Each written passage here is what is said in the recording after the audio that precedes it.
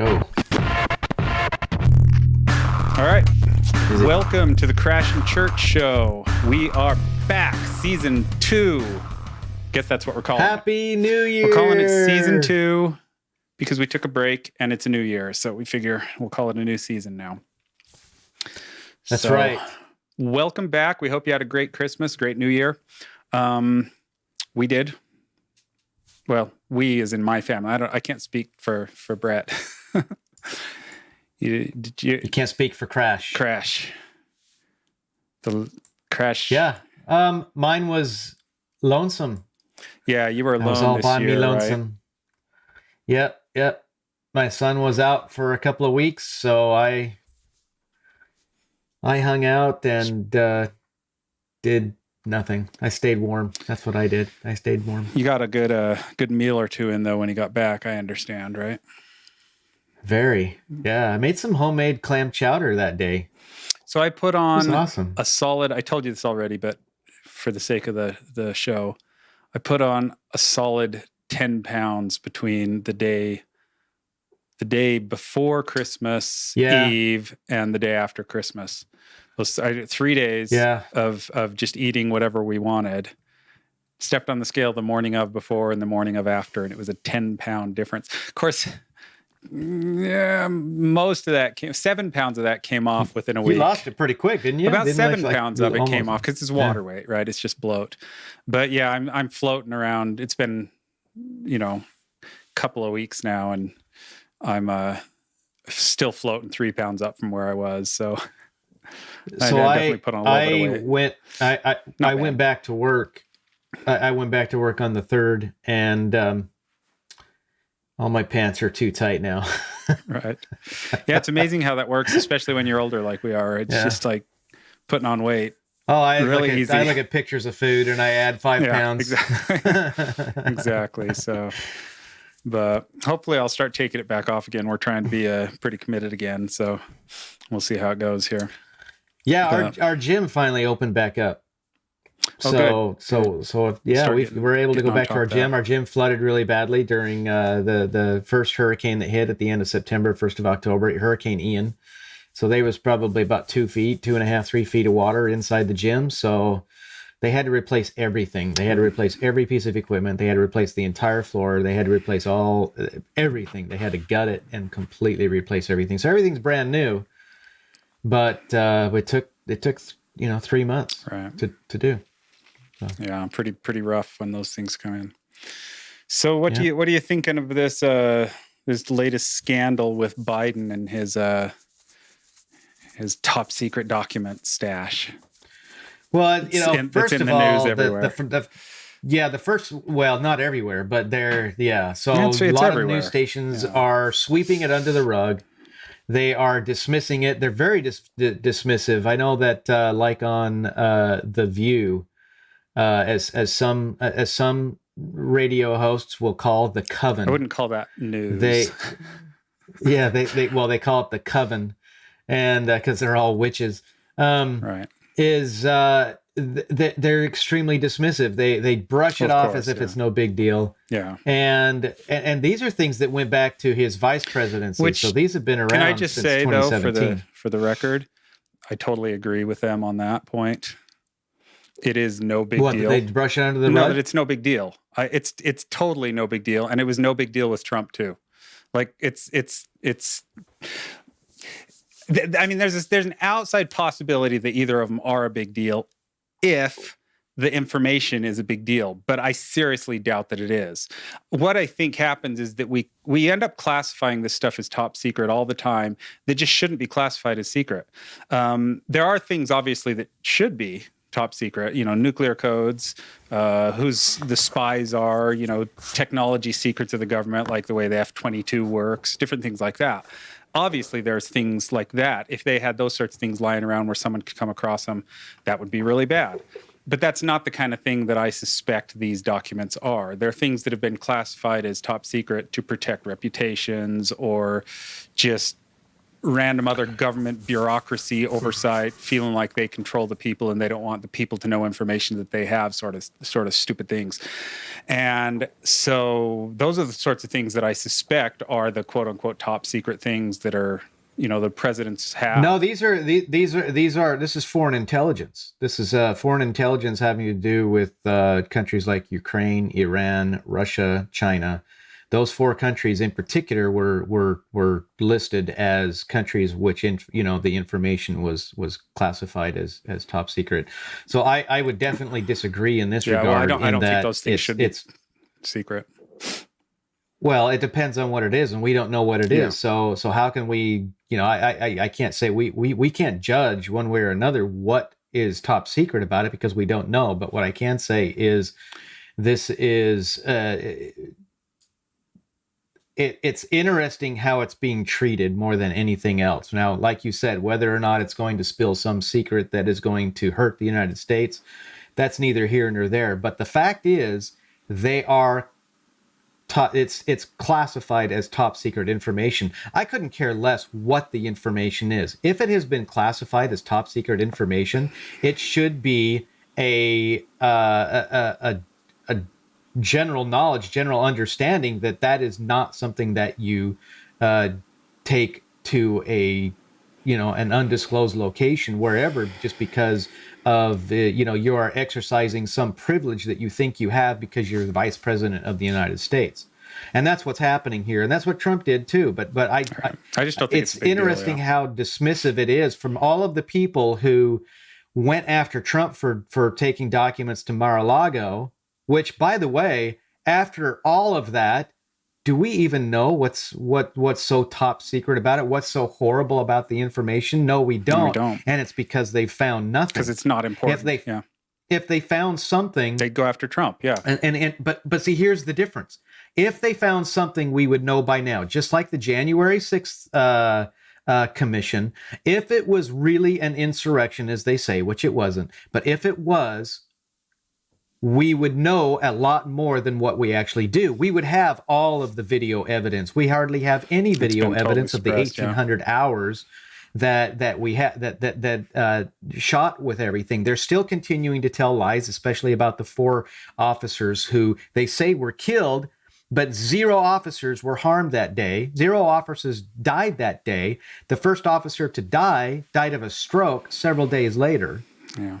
Which had nothing to do with the raid on the U.S. Capitol, and none of the other ones did either. 2 of the officers committed suicide. So the thing that's going on here is they're making a no big deal out of it when they made a huge deal out of it before with Trump. We have 0 information about it. Did you think it was a big deal with Trump? Was it your perception that it was a problem or a big deal? Okay, so consider that when anything happens with Trump, the news is on it, blows it 24/7, and they blow it out of proportion. They absolutely make mountains out of molehills, and it ends up never being anything. They're still lying about Russia collusion. They're still, and all of these things are now provably false. They're still brushing the Hunter Biden laptop story under the rug, yet we now know that it's all true.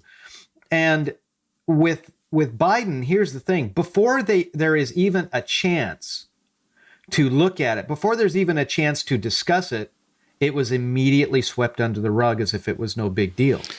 And that's the problem. That's the total hypocrisy. I think maybe that's not as true as it might be. Like there are left-leaning outlets that are definitely suggesting that it's a problem, and it's not totally swept under the rug. I know there are people like The View and stuff like that are definitely treating it that way. The View's CNN has been doing it. MSNBC has been doing it. ABC has been doing it. NBC has been doing it. CBS has been doing it. All of these big players and people in government are doing it. People on the left in the House, in the Senate, they are all doing it. These are big names. I think the same thing should have happened with Trump. Is that No, see, I don't agree with them. And the reason why I don't agree with them is because you have documents that are labeled top secret. We don't know what's in there.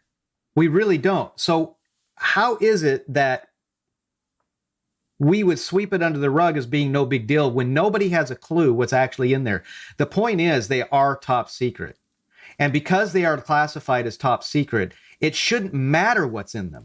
They're classified as top secret. You can't be a personal judge about whether or not it's a big deal. If it's classified as top secret, it should be a big deal that it was leaked. Because what happens then? You can be a personal judge. It just doesn't do any good. You have no. But we don't know that. I can judge however I want, but I don't have any influence, so it doesn't. But you also have no information. Exactly, which is why you have no information. My attitude. I think that's an interesting way to look at it, because I think my attitude stems from that. Like, I'll make a big deal of it when I find out it's a big deal. But see, you're a naysayer. I'm not sure what you mean by that. You're a naysayer in that you don't think it's a big deal, but nobody knows. My point is that it's classified as top secret. It shouldn't matter what's in there. No, what should matter is that it's classified as top secret, and the standard should be you just don't take those things home with you when you leave. Okay, so I agree with the principles that you're talking about in general, right? But as I said, I think the government is slap happy with their stamping things as top secret. And I think the chances of all top secret things being a big deal is very low, and that most top secret stuff probably isn't a big deal. And I don't know that, you're right. And in principle, if they only made things top secret that really should be top secret, then I absolutely 100% agree with you. Like, it should just be a standard that these things should be kept very, very carefully, even by those in the highest authority and stuff. They need to be controlled. And so I agree with you in principle. The reason why I respond the way I do, I think, is more related to my lack of trust in the institutions, and specifically, I mean the news institutions, both on the right and the left. And you're kind of seeing that same sort of thing that we see all the time when something happens to Trump. Everybody on the left attacks him and says how horrible and awful it is. And everybody on the right says, oh, it's no big deal. And then the exact same thing or something very similar happens to Biden, and the roles swap almost exactly. Everybody on the right is saying this is a big deal, except they're not. They're not saying it's as big a deal as... Mostly they're not saying it's as big a deal, but everyone on the left is doing the same thing. Most of them are saying it's not a big deal. Most of them are sweeping it under the rug. So there is a difference there, but it's the opposition of the left, where the left is saying this is a terrible, horrible thing, and then when they swap, when it swaps over to the other side, then they're saying, oh, it's no big deal.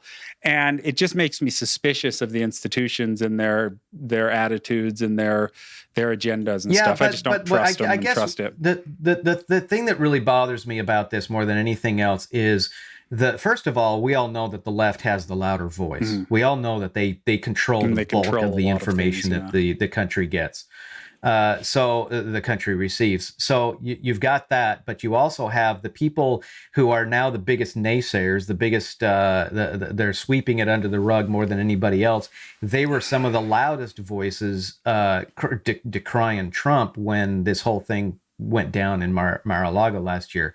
So when all of this is happening, this is another blatant example, or I should say another really fine example of blatant hypocrisy, because everything that they said about Trump and the documents is exactly what should be said about Biden and the documents, but they're not. See, they're dismissing it. They're excusing it. Let me step back a little bit and explain a little bit more about my opinion and why I don't agree with exactly what you said, though I think I agree with what you mean. It's just the way you said it. I'll clarify what I mean.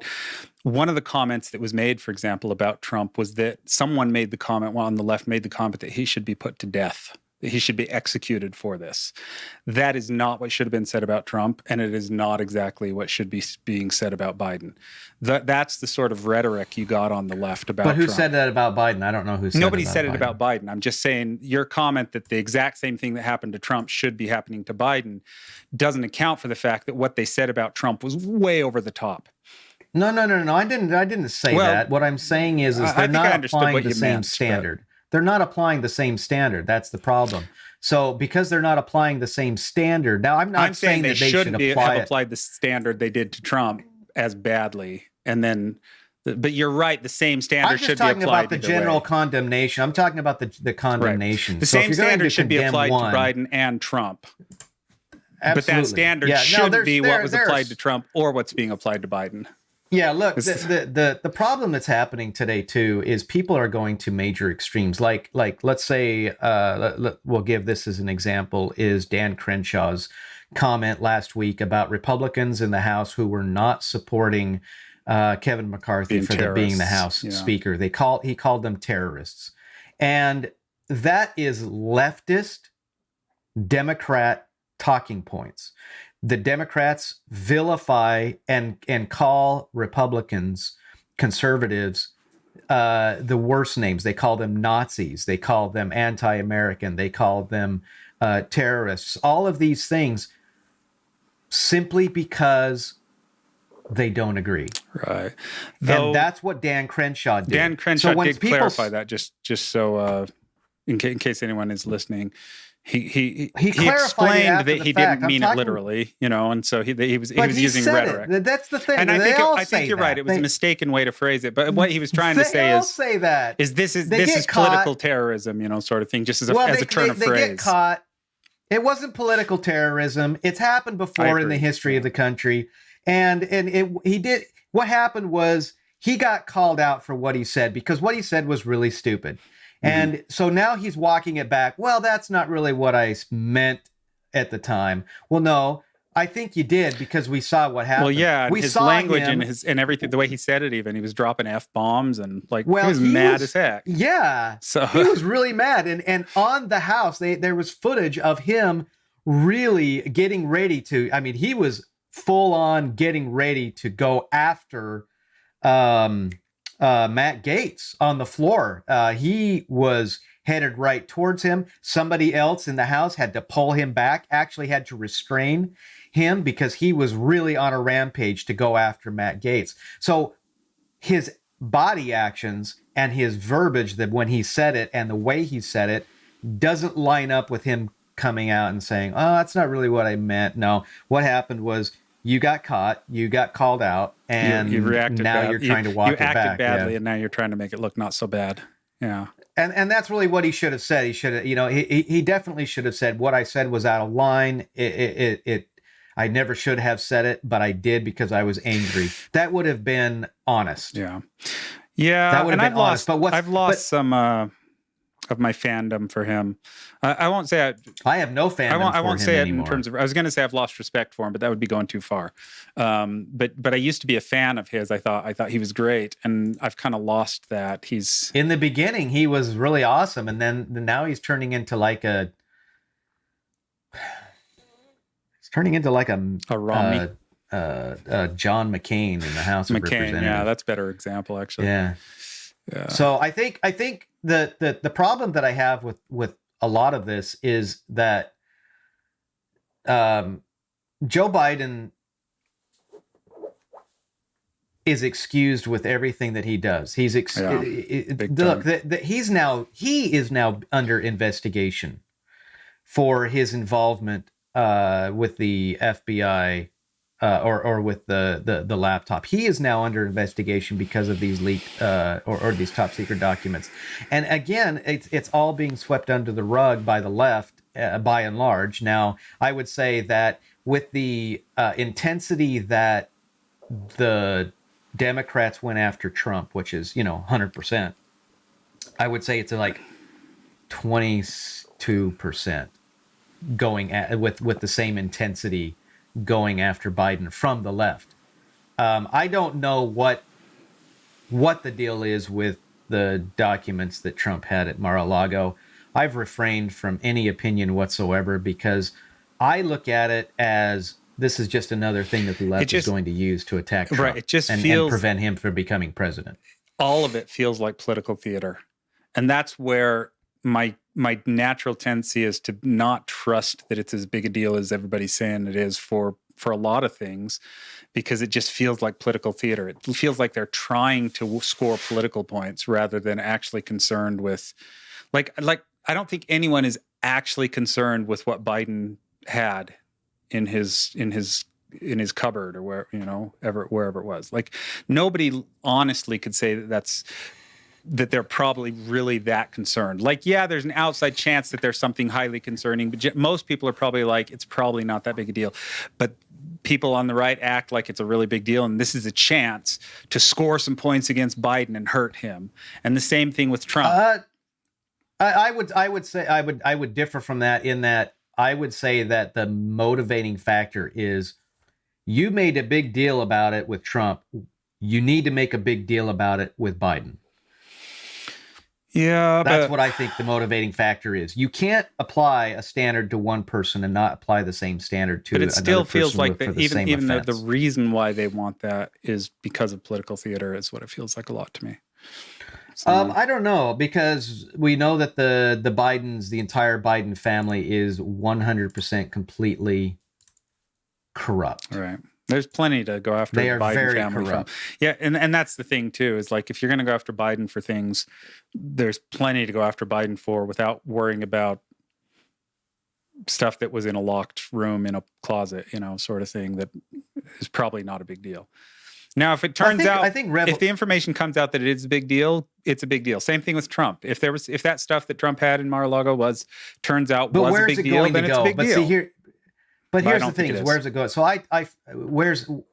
where are we headed? So one of the things that really, really, really bugs me is, in the past, I've written letters to members of Congress, whether it was in the Senate or whether it was in the House, and I've discussed issues. And by and large, the majority of responses that I've ever received to my letters is, yes, it is concerning. I'm going to continue keeping an eye on it. That's the response that I get. And one of the things really affects my industry. There was a decision that the Health and Human Services person under Obama decided that they were going to label a material, a chemical, as a possible carcinogen on the list of possible carcinogens. Now, this material is not only used in my industry, but it's used, the majority of the world that uses this particular chemical is in the food service industry. So how could you label something that's in the food service industry as a possible carcinogen? So it was politically motivated, and now it has caused a really bad, I'd say even more special interest motivated in our industry, specifically because of that. It's along the lines of this new gas stoves thing that the administration is trying to do, which would destroy, it would completely obliterate the restaurant industry. Yeah. Nobody would be able to eat out anymore because over 90% of the stoves in restaurants are gas. They'd probably carve that out. They'd carve out an exception for that. And then it'd just be all the people who, like me, I have a gas range, just the people at home. And I'd have to replace it all of a sudden. So it's just... You wouldn't have to replace it. You couldn't buy a new one. It's just like the incandescent light bulb. You can still use your incandescent light bulb, but once it goes out, you can now not go get a new incandescent light bulb. They're not going to come to your house and say, you've got incandescent light bulbs. But the point is, this is government stepping in everybody's lives. And when you've got a situation like this where politicians, I think now more than ever before, this has been the case with many of them before, but now I think more than ever before, the vast majority, not only individually, but also as a whole, and I'm including both parties in this, major political parties on this, is they are in for one thing and one thing only, and that is their own self-interests. Whether it's the self-interests of the party or whether it is their individual self-interest, the majority of them are in that. But I'm watching Ted Cruz talk about this. I'm watching Ted Cruz talk about other things that have been a really big deal that the American people have been decrying When is something going to happen? And it's always this answer, and that is, we are going to have hearings. Yeah. The people right don't now, want that's hearings. all that can the happen people because want we don't have the results. power. You know, but see, we did have the power. I know. Well, that's and we what didn't it's going to follow it up results. with. Is even when we get the power, then the Republicans aren't doing anything. But it's such an interesting thing what happened with this speaker business, Speaker of the House, because of it actually accomplished something. It was really refreshing to see stuff actually happen in the Republican Party. To not have them just be really these awesome, do-nothing establishment voters, but to actually have stuff happen. It was really cool. Well, I thought what was really cool about it was that you did have, what was it, about 20 Republicans that kept saying no, no, no, until they finally got what they wanted and what they were shooting for. And so I'm gonna say that it was good and it was really bad. And here's the thing: it was good because these were Republicans who were really fighting for what their constituents want. Right. When Chip Roy stood and he said that this is the people's house, it is because the members of the House of Representatives are the most representative of the American people. Mm-hmm. That is the American people's closest tie to the federal government. That is the epitome or the pinnacle of the government by the people, is the House of Representatives. It's where all the laws are made. It's where all the money is spent. So I think it was really awesome because now Kevin McCarthy is doing everything that he had to promise he was going to do in order to get those votes. And he's brought them up and he's making them happen. So that's really awesome.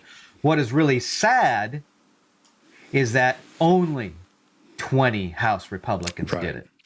But it's got to start somewhere. That's it's sad. It's the start of something, and hopefully, think that it is. Continue. But in the end, the establishment won. Because Kevin McCarthy is part of the sort establishment. Of concessions that he had to make, though. I mean, that's the way the government's supposed to work, and it was refreshing to see. Well, think about this. Think about it like this: how many times have we passed laws to secure the southern border, or to do such and such with immigration, to make sure that it was a lawful process? How many times have we done that? Always receiving as part of the bill that the southern border would be secured. So in the bill, it is now a federal law, and this is time and time again. There are several federal laws on the books that the southern border must be secured. And how many of them have happened? And that's my point, is that the House of Representatives will never hold itself accountable. Yeah. And we will never have an AG's office. Are much more deep-rooted than even the laws, because we have such a corrupt deep state. Yeah. We have a totally, completely corrupt AG department. So the AG department has to enforce the law. The President of the United States is the number one law enforcement or law enforcer in the country. And yet these right now especially are the worst offenders. They don't follow federal law. They're using their offices to go after political opponents. Yeah. And I made a comment, I can't remember where it was today, but I said that this is like North Korea, and I was talking specifically about the gas stoves thing, because now this is the federal government stepping into every single aspect of our lives and trying to control it. They tried to control every aspect of our lives with the COVID shutdowns, with school, wearing masks in public, with getting a shot that people didn't want. They're trying to control every aspect by telling us how we have to use speech so that we are inclusive, that we have to be equitable, that we have to do all of these things. And now they're telling us what we can and what we cannot, what we can or cannot cook with. And I said that this is like North Korea or worse. And there was a woman who came from North Korea. She was a student who came to the United States to no, she was, I think no, she was North Korean. And she said that in many respects we're actually worse than North Korea. That in North Korea, they the people don't have it as bad in certain aspects, not all aspects, but in certain aspects. We're being told now that by our government that we should eat insects instead of red meat. And so they're making it really, really hard on people to purchase red meat because now it's becoming very expensive. The food prices are going up. They're telling people by 2030 you're going to own nothing and you're going to like it. So they're doing all of this to control everybody because only those in government power and those who are the oligarchs and the very elite. Well, that's what I was going to say. A lot of that's coming from, like it's the Economic Forum, the World Economic Forum, BlackRock and things like that. They're all part of the World Economic Forum, but these are the elites, and they're controlling all of the governments in the world. And they are telling everybody what they can and cannot do. And this is really kind of my point, is that now I think the majority of politicians are in it for their own self-interests. Has it ever been different, though? We hire them to do a job.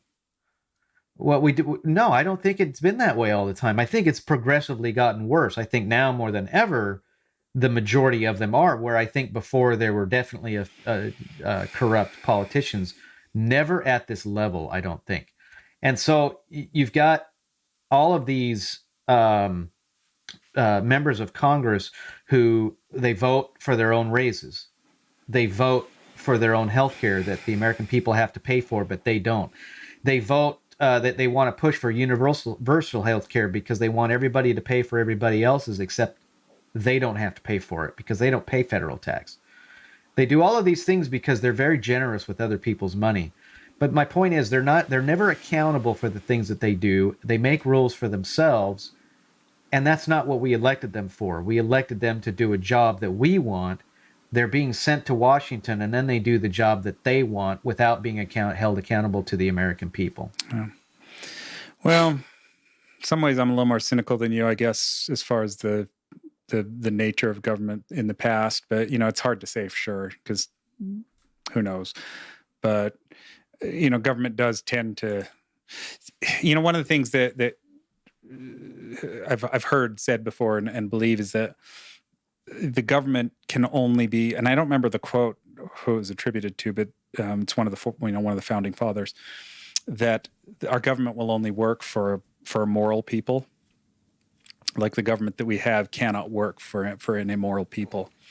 And that's going to be the case for any government, right? Like once the people become corrupt and evil enough, no matter what form of government you have, that corruption is going to bleed into the government. And I think you see it happening right now.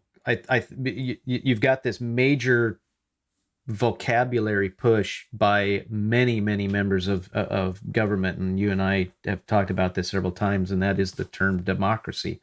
We know that our country is not a democracy. We know that none of our founding fathers wanted a democracy. They wanted nothing to do with being a democracy, and that's all we hear now, because in a democracy they're able to push their narrative, because if they can say the majority of the American people, then that's a democracy, right? Yeah. And they can pass all the things that they want, because the majority of the American people do seem to be on that side of things.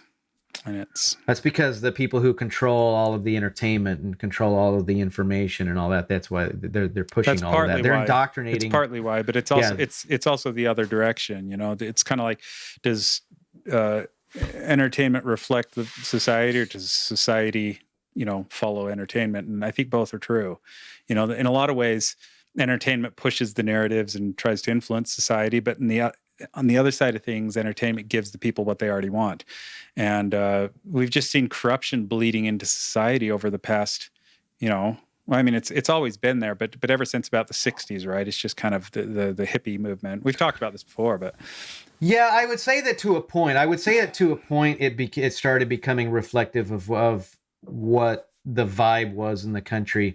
But now, especially with all of the people that are canceling their like Disney Plus services and Netflix and all of these streaming services, they're canceling cable, they're canceling all of these things because what they're getting is not what they want. The ratings of Disney movies lately have been so horrible because Disney is pushing for things that the people don't want. By the majority of people don't want. The people that are supposed to go see those films, they don't want. They don't know their audience. I don't think they know their audience like we thought they did. But I think that's only part of the story, sadly.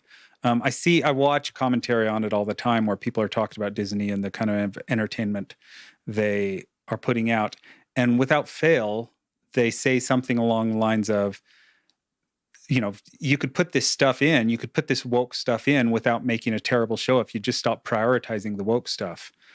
And I sit there and I think, for me, it's the woke stuff itself is the problem. But they also, because they've prioritized the woke stuff, they've made bad entertainment as well. And if they made really, really great entertainment with the woke stuff in it, I think the majority of people would just eat it right up. They just would ignore the woke stuff and they'd still buy it because it's more complicated than just, if it was as simple a matter as, Disney puts in, a gay kiss into their kids show, and so they lose all their audience just because of that, then there'd be some hope there.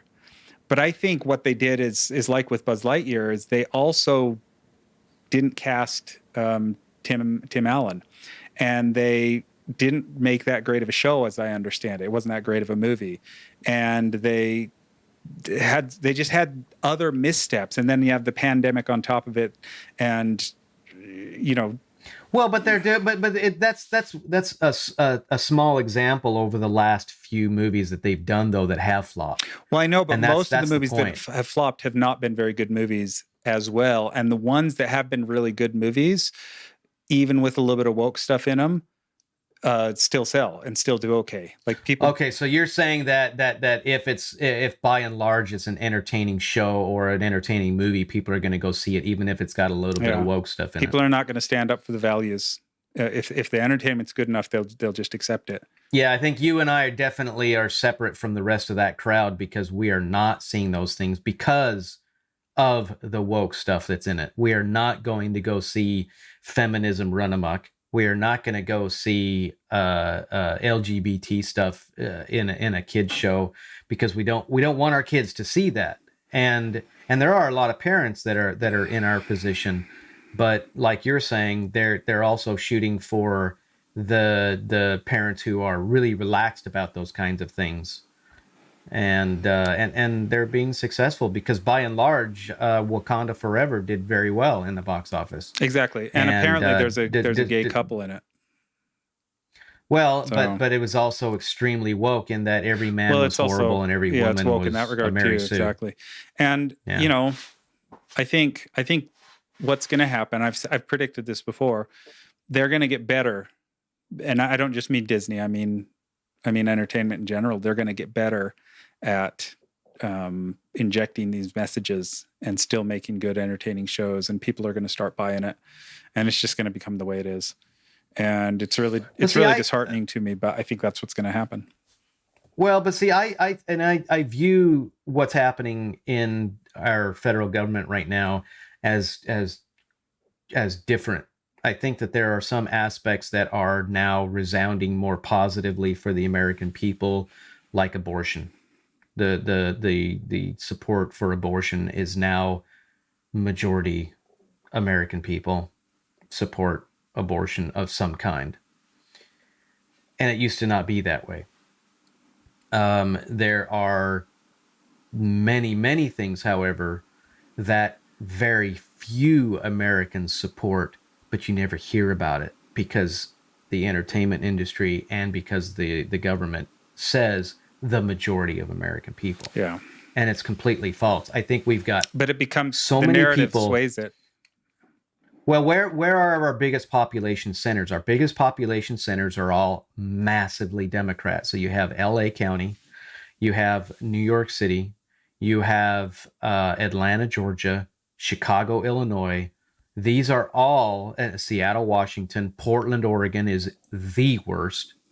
But you have all of these major U.S. cities, Washington, D.C., that are all democratically controlled, all Democrat majority people who fit that narrative. And so because of that, because they're in the biggest population areas, it draws and that. because that's where all of the news organizations come from, they all say, all the major ones and all the entertainment industry, they all come from those areas. And so they're all saying those things as if that is what the rest of America, the Main Street America, is saying. And the Main Street America is really rejecting it. But you don't, but I just don't think about that, or you don't think it. I think it's true right now, but I don't think they'll hold out, because what's going to happen is it's being normalized, and it's being normalized little by little.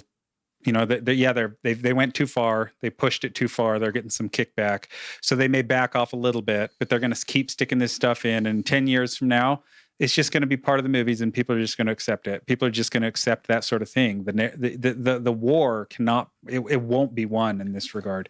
Like, entertainment is going to inject that stuff into their into their shows and our entertainment. And with each passing generation, with each rising generation, it does become more acceptable. It was Ronald Reagan that said we're just 2 generations away from losing the country. We're 2 generations away from losing the country, because what is not normal now will become acceptable in the next generation, and then it will become normal in the next in the generation following that. So we're always 2 generations away from losing the country. That's honestly what's going to take. It's going to take to, and this may not be exactly what you meant, but what it's going to take to change things ever is not going to be just these little iterative changes. Those are always going to fall in favor the evil. You know, it's little by little, things are going to get more corrupt and more woke, so to speak. It's the rising generation that has to change it. Well, what it's going to take is it's going to be a collapse.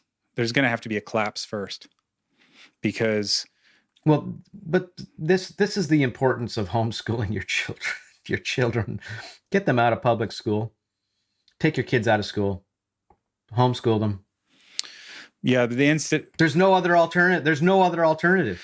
But the institutions have to collapse, because they'll collapse if everybody takes them out. I know, but they aren't. That's the thing. It's like people aren't going to do that. Not in a big enough numbers to make the system collapse. But the system can and will collapse otherwise. You know, there are things that collapse systems all the time, and it's going to be catastrophic is the problem. Whatever it is, whether it be war, natural disaster, economic, destruction of some sort, something hacking the system, or what, some major thing, another, pandemic, but a real pandemic this time that is actually legitimately killing half the people, sort of thing. Something's going to have to come along big that's going to affect change. Unfortunately, I don't think that's going to happen being Christian.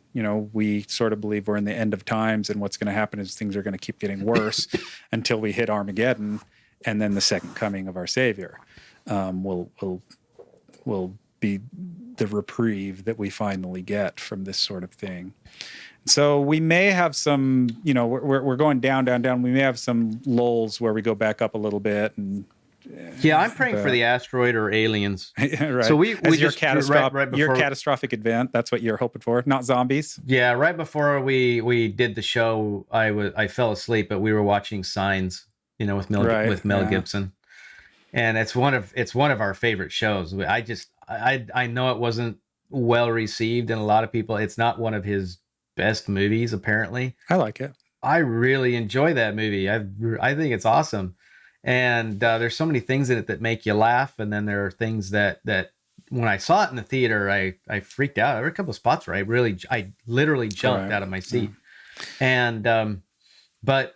We were watching Signs, and so I'm kind of along the lines of bring the aliens and let them abduct half of the world's population so that they can feast on their flesh, and those of us that are smart enough are gonna have water that we fling at them that melts their skin. That's how smart it takes. It's just water. Yeah. That's what it is. It's always water. War of the Worlds. It was bacteria in water. It was, all these things had to do with water. Yeah. The Wicked Witch of the West. Cool, clear water.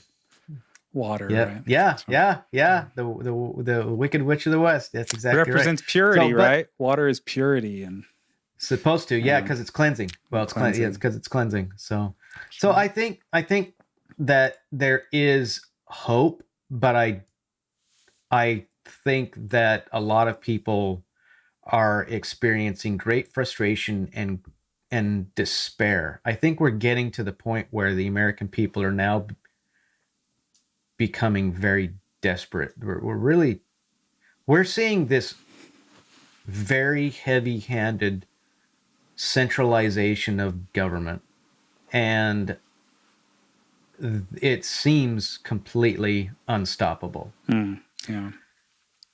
So, all and these that's things why sort of seem unstoppable. They're just I mean, we don't want it, and yet if we had the gumption that the hippies had in the 1960s and 70s, there would be a lot of change enacted, but we don't. We have a lot of people who gripe and complain on social media, but are completely unwilling to do anything. Plus, we've also lost mostly. But we've also that's lost more strong on the left. The people that.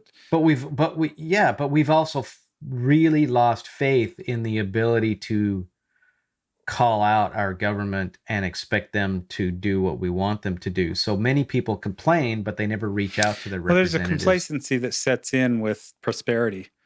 We are, despite all the complaining about, low wages or whatever, the truth is that we're prosperous in ways that has never been seen in the world. We live in tremendous prosperity, and it leads to complacency. But what was the thing that everybody got into at the very beginning of the lockdowns in March of 2020? The number one thing. Toilet paper. Netflix. It was Netflix. I was standing in line for toilet paper. And it was, what was the show? Tiger King. I haven't seen that. Everybody talked about Tiger King. Sure about that. And my point is this, that when you talk about complacency, the entertainment industry, our government, social media has created a society of watchers. Yeah, we're entertained. Well, and they're trying to make it worse. I mean, the whole meta thing with Facebook and the idea of people living in virtual living, and being able to just put your whole life into just, basically sitting around on your butt. It's kind of like Amazon. Well, Amazon was another thing that was really, really big. Right? The Wall-E future, where we're all just like, sitting around in chairs that carry us around everywhere we go. We all get fat and, entertain ourselves all day. And when's Russell Crowe gonna break in and say, "Are you not entertained?" He got fat too. Sorry. Are you not entertained? Is this not why you are here? It's because everybody is too busy watching TV, watching social media. They're too busy seeing what everybody else is doing, and it's all fake. It's all completely fake. You and I were talking about the other day, or a couple of weeks ago, about the show Yellowstone. And this is the wool over the eyes of conservatives, big time. This is leading conservatives down a path that the entertainment industry wants everybody to go down. So you've got this show that Tater Sheridan created, which is Yellowstone. It's it's award-winning. It's great. Everybody loves it. Most people love it. Not everybody. I know you don't. Well, I like it as entertainment. I think the acting's great, the story's entertaining, et cetera, et cetera. But if you step back, I'm losing my love for it. If you step back and you analyze actually what's going on, it's a story of a bunch of terrible people doing terrible things. Yes, exactly, and that's what I talked about in my comment to you.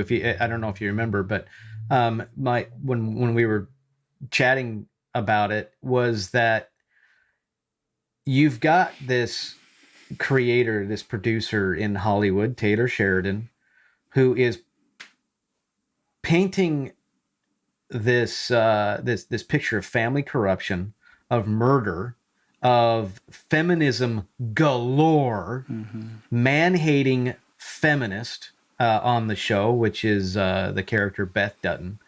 She hates men. She demeans of course, she them. has good reason to, because the men are terrible in the show. But she emasculates them. No, I'm talking about any man. She emasculates them. I mean, strangers.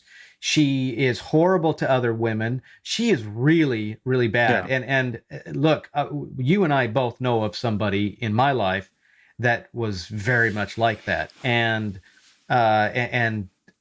people don't like her because of that. And so, but Hollywood makes it seem like it's okay. So they you make got her that. Power, you've got the power person you've got, who everybody she give her cheers for. And you've got all of these people who commit murder, who condone murder, and yet everybody loves them because they're the Dutton family. Yeah. Except for Jamie Dutton, who is, horrible, and he is rotten. He's an idiot. But you've got all of these people that are doing all these really bad things. And then you've got pro-Indian, you've got homosexuality, you've got all of these things that is embraced by the left in the show. Abortion and promiscuity, and all of these things are wrapped up in the gift wrapping of the American cowboy or the American farmer and rancher, which are wildly majority conservative people who hold to traditional family values. So they've now changed the narrative, making everybody else that is not in that world think that if you are in a ranch, and just because it's noble, because you want to keep your land, it's okay to kill somebody, it's okay to do XYZ.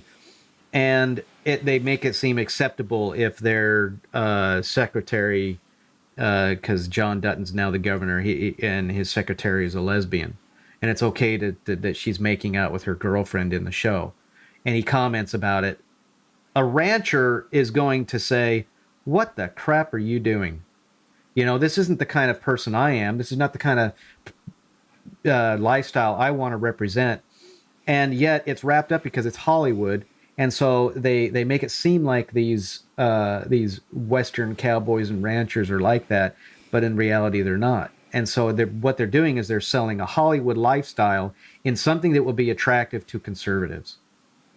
And that's where I think it goes back to what you were saying, is that the American people will embrace it. The American people will come to accept it. Well, yeah, and it's kind of exactly, it's an example of, Game of Thrones, I think, is another example of that, where they sell something in a nice package and they do it well, other than apparently the last season. I didn't see it, but they do it well. And that's bad. Game of Thrones was like the best, the most popular show on television for any story television. Was so compelling. Yeah, it was because the story was very, very compelling story, but the principles and the ideals being taught in it are not wholesome. And no, there's murder everywhere. Every episode had murder and sex and rape and all of this stuff. Yeah. And there's I mean, I can't comment on it fully because I haven't seen it all, but and same with Yellowstone. But yeah, I don't know. Like, you see Hollywood doing that a lot, where they have these people who are, and it's not new.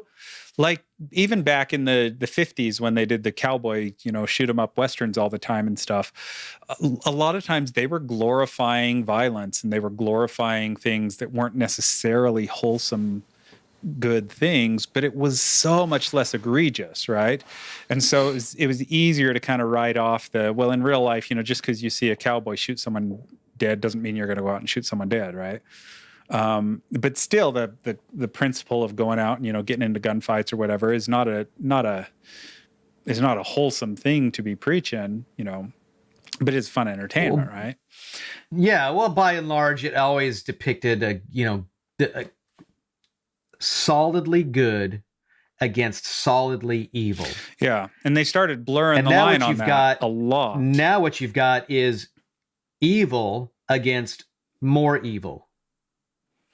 That's what you've got. Well, and even then, though, it wasn't solidly good. That's the point I'm trying to make. Like, it was good enough that you could definitely say that's the good guy standing for good things, but it wasn't solid. You know, if it was something that Gene Autry and Roy Rogers were in, it was solidly good against solidly evil. Right. Yeah.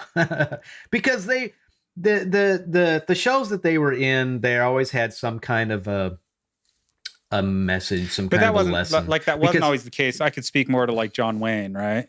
Like John Wayne's characters were not always solidly good. Like he had some. No, he was like a manhandling the women. Yeah, like, yeah, no, you don't want it. Well, you come here and kiss me. Yeah, he kisses them, characteristics, and then they just fall limp because it was entertaining. You know, okay. I like John Wayne, but yeah, yeah. So, but you know, and it started corrupting even more, and it's become, you know, now you see these shows where they make these quote unquote good guys, and there's nothing good about them. I've been watching this, so I haven't been watching like the Duttons on Yellowstone. Yeah. There's nothing good about them. I've been watching the reviews by a channel called Disparu, I think, who reviews the Willow TV show in detail. I don't want to watch Willow. I don't want to give my money to Disney, and so I'm not going to watch it. Neither do I. But I have been watching his reviews, so I kind of know about the show and know what's going on and stuff. And that's one of the things about the Willow is that all the characters are terrible. These people are supposed to be the heroes, are terrible, evil, selfish, rotten, snotty California people. They're just, you know.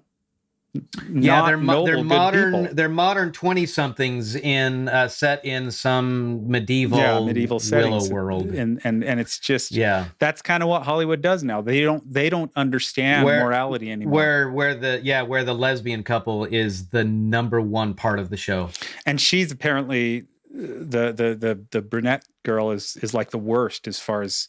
And not because the lesbian thing and stuff, that's a different issue, you know, the woke side of that. But she's just a terrible person. She's just a selfish, snotty, horrible, awful person.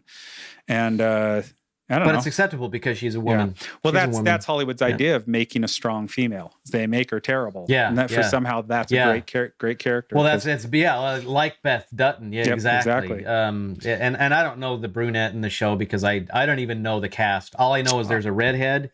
And I know there's Willow. That's all I know. Yeah, I don't because know I don't care explicitly, but I have been watching those reviews and they're fun. He's a fun channel. Shout out for his channel if you want to check it out. Disparu, Disparu. Check him out. Okay, yeah. But Hollywood they have no morality, and neither does Washington. How can they write moral characters if they don't know morality? They don't know what's moral. They can't write moral anymore because they don't understand morality. They think these terrible, evil things are moral. They're calling good evil and evil good, you know? So, well, at least we have 20 members of the House of Representatives who are at least trying to stand up for good. Yeah, But really sucks that only 20 of them are trying to stand up for good. And we'll continue to watch. But we'll continue to watch. The majority of them, including members of the Senate, say, we're going to have hearings. We're going to have talks. Yeah. You know, that's all they're going to do. And if we if we get back control of the Senate, if we get back control of the White House in 2024, we're going to have change. They all got it in 2017. And they didn't do anything. But things have changed. So I just don't believe them. We may see some change. I don't think we're going to see a ton, but we may see some political movement for the good. You know, a little bit of the American people are not going to get what they want. And then what I mean is half the American people. The righteous half. But see, I disagree with you when it comes to half of the American people because I think you've got your head buried in the sand on it. No, I don't, because look what happened in Florida. What Ron DeSantis did was for the people of Florida, and he turned blue counties red. He turned the state solidly red because the people they recognized and they said, yeah, this is what we want. So I do think the majority of the American people want the same things that Ron DeSantis did. I just don't think that with our government in place right now, we are going to get it because they don't have a strong leader, and Trump is not that leader. I would like that to be true, but I just don't. I don't know.